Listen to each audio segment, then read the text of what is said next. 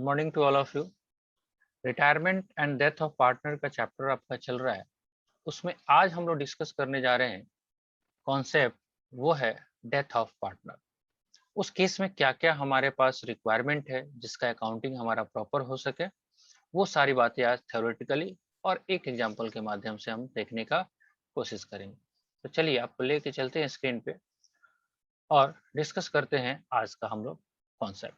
Right, I think screen आपको दिखना शुरू हुआ। यस और नो, एक बार थोड़ा सा मुझे हिंट दे दें। Yes, दिख रहा है स्क्रीन? yes, sir. चलिए, क्या दिख रहा है? ब्लैंक या कुछ दिख रहा है आपको? कुछ भी नहीं, Blank. ब्लैंक दिख रहा है। ठीक है, आज हम लोग को जो डिस्कस करना है वो है डेथ का कॉन्सेप्ट। अब देखो, रिटायरमेंट का जो कॉन्सेप्ट लगता है वही सारा ऑलमोस्ट 99% डेथ के केस में भी लगता है। बस दोनों में फर्क क्या है कि रिटायरमेंट आप प्लानिंग करके कर सकते हो, डेथ जो है एक्सीडेंटल या अचानक से आएगा, कोई बता के नहीं आएगा कि आज हम मर रहे हैं। तो आपने जितना भी क्वेश्चन देखा रिटायरमेंट का, उसमें आपको भली भांति आपको मिल रहा था कि चलिए सर, आपका इस डेट को नॉर्मली फाइनेंशियल ईयर के शुरुआत में या एंड में ही रिटायर लोग हो रहे हैं। लेकिन डेथ तो ऐसा भी हो सकता है कि वो बीच में ही चला जाए। जैसे आज 24 अगस्त है, तो 24 अगस्त को भी किसी पार्टनर का डेथ हो सकता है। तो जैसे ही वो डेथ होगा तो आज तक का हिसाब उसका किया जाएगा। बाकी सारा का सारा काम जैसे रिटायरमेंट के केस में था, वो सारा का सारा इस पे भी एप्लीकेबल होगा। क्या क्या?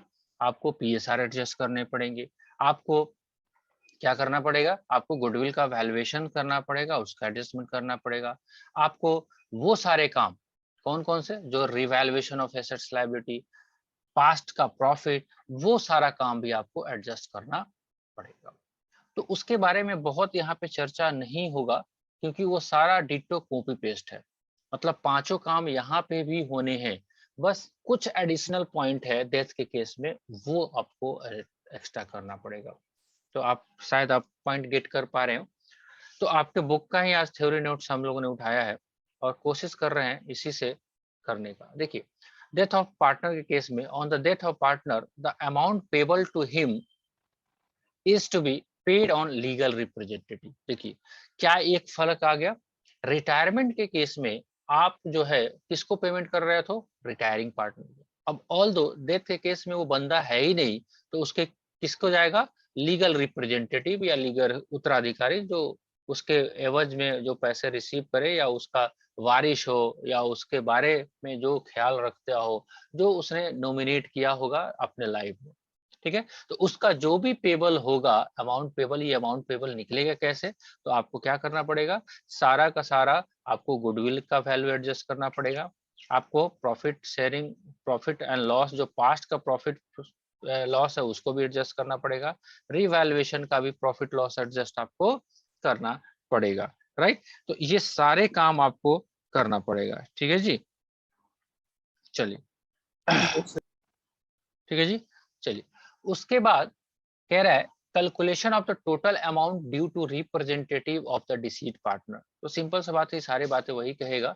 On the death of partner account in the books of the firm are maintained in the same way as retiring of a partner. आपको लिख दिया, सेम टू सेम वैसा ही करना है जैसा आपने रिटायरमेंट के केस में किया, कोई एडिशनल काम आपको नहीं करने। Thus, the legal representative of the deceased partner are entitled to claim the following amounts which are credited to his capital account. Amount standing credit of his capital account, उसका capital account में जो balance पड़ा हुआ है वो, उसमें से his share of in the increase value of goodwill of the firm, goodwill का एडजस्टमेंट, इंटरेस्ट ऑन कैपिटल, अगर कुछ इंटरेस्ट ऑन कैपिटल जो भी बिगिनिंग डेट से 1 अप्रैल से लेके आज जैसे 24 अगस्त है, 24 अगस्त तक अगर पार्टनरशिप एग्रीमेंट में कहता है तो ये तो सर्वसत्य बात है। उसके अलावा his share of profit on revaluation of assets liability, ये सारी बातें हमने आपको डिस्कस कर दी। Undistributed profit, his share of profit up to the death, ये एक एक्स्ट्रा पॉइंट है आपको। क्या है? उसका शेयर जो है प्रॉफिट में, वो डेथ के टाइम तक, पीछे का तो करना ही करना है।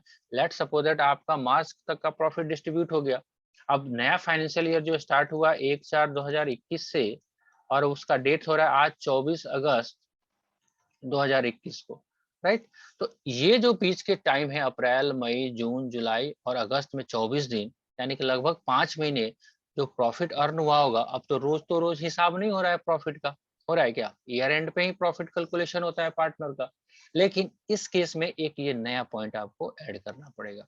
तो जितने भी 5 एडजस्टमेंट किए हैं उसमें एक एडिशनल पॉइंट आपको क्या आएगा, हर बार हम लोगों को जो प्रॉफिट है जहाँ पे बुक्स क्लोज हुआ था और जिस दिन उसका डेथ हुआ था वहां तक का प्रॉफिट एस्टिमेशन बेसिस पे हम निकालेंगे। उसके निकालने का भी 2 तरीका है, कभी-कभी टाइम बेसिस पे भी निकलवाएगा आप, कभी-कभी टर्नओवर बेसिस पे। यहाँ पे लिखा भी हुआ है, देखिए यहाँ पे हम पहुंचते हैं तो देख लेंगे, राइट।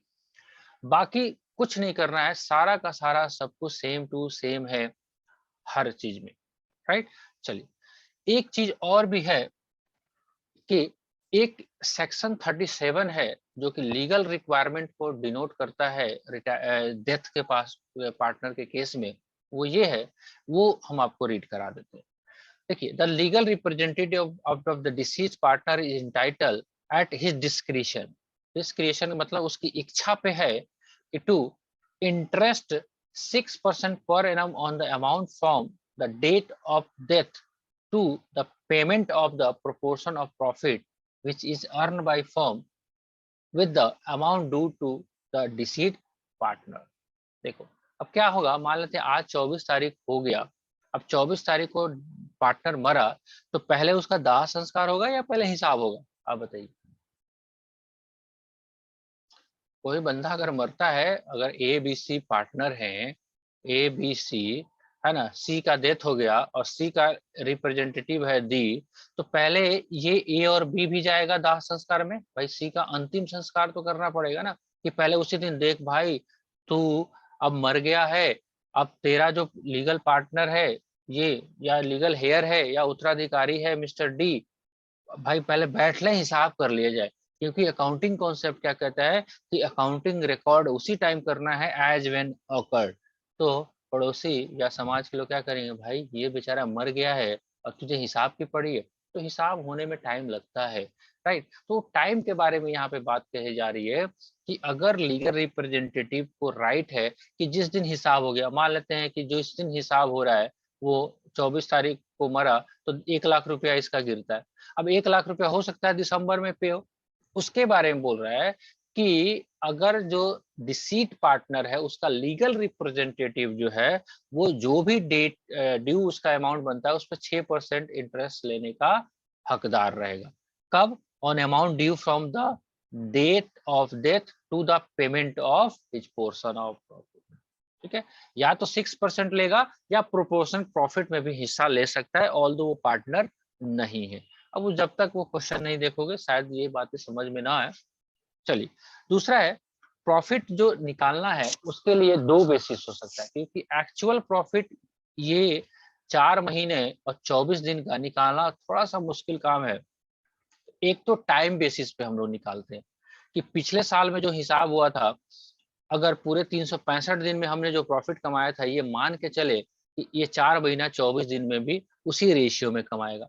या दूसरा ऑप्शन ये है कि टर्नओवर बेसिस पे ले लें कि पिछले साल में प्रॉफिट था 100 रुपया, 1000 का सेल था, इस साल अभी तक 24 अगस्त तक कितना सेल हुआ है, उसमें ये मान के चलेंगे कि हमारा इतना प्रॉफिट आ जाएगा, राइट। तो ये कुछ 2 पॉइंट एक्स्ट्रा है, बाकी सारा पॉइंट सेम टू सेम रहेगा, राइट। ठीक है, अब एक एग्जांपल आप देख लो, शायद इससे कुछ बात आपको समझ में आ जाए। A, B, C are partner in firm whose books are closed on 31st March each year. A died on 30 जून। देखिए अब 30 जून को मर गया बेचारा, है ना। तो अप्रैल, मई, जून, नए फाइनेंशियल ईयर में 3 महीना extra. And according to the agreement the share of a profit of the deceased partner up to the date of the death is to be calculated on the basis of average profit of the last 5 year। एक base दे दिया आपको कि पिछले 5 साल के average profit के base पे ये 3 महीने का प्रॉफिट कैलकुलेट किया जाएगा। The net profit for the last 5 year have been 14,000, 18,000, 16,000 and 17 में loss is 10,000 and 16,000। Calculate a share of profit up to the date of death and pass the necessary journal entry, assuming that there is no changes in profit and loss ratio on remaining partners and there is a changes in new profit sharing ratio 3:2। तो बहुत मुश्किल काम नहीं है। अभी आपको profit distribute कराने के लिए इधर बात किया, अब देख लीजिए एक प्रॉफिट पीछे पास्ट का आप कैलकुलेट करिए। कैसे कैलकुलेट करेंगे, वो आपका कैलकुलेशन जाएगा किससे बेसिस पे, 5 साल का एवरेज बोला है, तो जो भी 5 साल का प्रॉफिट था उसको ऐड करके और 54,000 जो आया डिवाइड किया आपने 5 से, 10,800 हो गया। अब ये पूरे साल का प्रॉफिट है। अब आपके पास कितने महीने का प्रॉफिट निकालना है, अप्रैल, मई और जून, राइट। तो 10,800 इंटू 3 डिवाइड बाई 12 कितना आया, 2,700। अब 2,700 है, अब क्वेश्चन कुछ नहीं बोल रहा है, तो आपका ए बी सी तीनों का प्रॉफिट शेयरिंग रेशियो इक्वल होगा, तो वो प्रॉफिट कितना आया, ये आफ्टर द बुक्स क्लोज और till the death of partner, आपके पास कितना आ जाएगा, 900। ठीक है, तो 900 को क्या करेंगे, अब ऑल्दो आपका अभी प्रॉफिट एंड लॉस अकाउंट बना नहीं है, तो एक नया लेजर खोलेंगे जिसका नाम रहेगा profit and loss suspense account. ठीक है, क्योंकि अभी फाइनल प्रॉफिट एंड लॉस आप निकाल नहीं सकते, तो फाइनल नहीं निकलेगा, तो profit and loss account suspense account को डेबिट करके और एज कैपिटल को क्रेडिट कर देंगे, उसका शेयर 900 रुपया। कब से कब का शेयर ये बता रहा है, ये 1 अप्रैल से लेकर 30 जून जो डेथ हुआ है, ये 3 महीना जो है उसने काम किया और अचानक से 30 दिन को उसका डेथ हो गया, तो इस 3 महीने में भी उसका प्रॉफिट का हिस्सा। इसके अलावा और भी एडजस्टमेंट होगा, क्या क्या, गुडविल का भी होगा, रिवैल्यूएशन का भी होगा, पास्ट प्रॉफिट का भी होगा। कैसे, as same like as in case of retirement. ठीक है, दूसरा पॉइंट बोल रहा था इसमें कि अगर आपका प्रॉफिट शेयरिंग रेशियो कुछ और अगर कहता है तो किस हिसाब से बटेगा। ठीक है, तो वो आप केस में ले लीजिएगा, जो भी 900 है और इसको 3:2 में नया प्रॉफिट रेशियो है, तो आपको गेनिंग रेशियो निकालना पड़ेगा, राइट। पहले इक्वल था, अब नया ये हो गया, तो ये गेन रेशियो बी गेन 415 और सी गेन 150, तो इसको इस 900 को इसमें ही capital through adjustment through capital account कर दी। तो बहुत मुश्किल काम नहीं है, बाकी सारा कुछ सेम टू सेम था। मैंने पहले भी बोला था कि रिटायरमेंट में जितना हम काम कर रहे हैं वो सेम टू सेम डेथ में लगा लेंगे, बस ये फर्क रहेगा आपका कि retirement can be plan but death can not, right. आप प्लान नहीं कर सकते। अब आप जैसे आप अब मूवी जो आता है उसमें दिखाते हैं कि हाँ जी हम 10 तारीख को हम करेंगे, अब आत्महत्या करता है तो प्लान करके कर सकता है, अदरवाइज डेथ प्लानिंग में नहीं हो सकता। तो कुछ इस तरह का आपको कॉन्सेप्ट है थ्योरेटिकली, राइट। कुछ समझ में आया या ऊपर से गया, हाँ जी। ठीक है, करेंगे आप थ्योरी एक बार आप पढ़ लीजिएगा इसके हिसाब से, तो इस पे जो क्वेश्चन है आगे आप करिएगा, जैसे जैसे आप क्वेश्चन आगे जाएगा डाउट होगा वो शेयर करिएगा। बस आपको यही मेन चीज आपको डिस्कस करना था इसमें।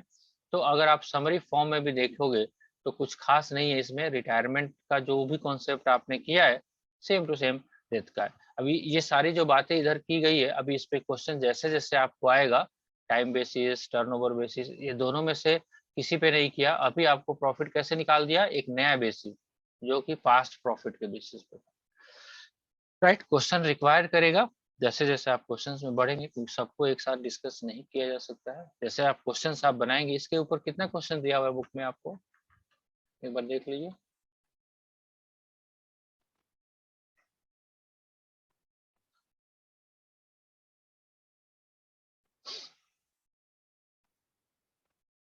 चार पांच प्रैक्टिस क्वेश्चन तो होगा ही मिनिमम, उससे ज्यादा ही होगा, कम नहीं होगा। ठीक है सर इसमें दिया, हाँ कितना, सर 18 क्वेश्चन, 18 18 एडिशनल क्वेश्चन है डेथ वाले पे, कॉन्सेप्ट पे, राइट। Yes sir. ठीक है, तो कम से कम 4-5 आज स्टार्ट करिए, जैसे जैसे डाउट होगा वो आप शेयर करते रहिए, ठीक है। Okay sir.